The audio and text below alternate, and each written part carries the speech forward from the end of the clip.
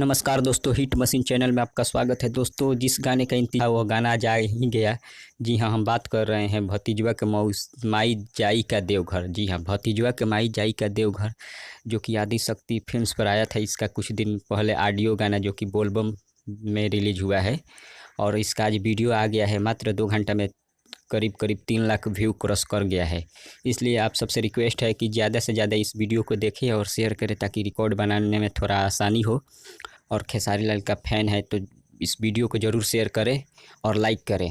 चलिए बात करते हैं। इस गाने को लिखे थे अखिलेश कश्यप जी, और श्याम सुंदर जी का म्यूजिक था, जो कि इसका होली का गाना काफ़ी बवाल मचा चुका था और एक सीज़न में सबसे ज़्यादा व्यू पाने का रिकॉर्ड बनाया है।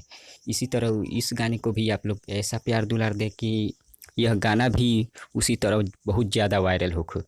चलिए बस इतना ही, धन्यवाद।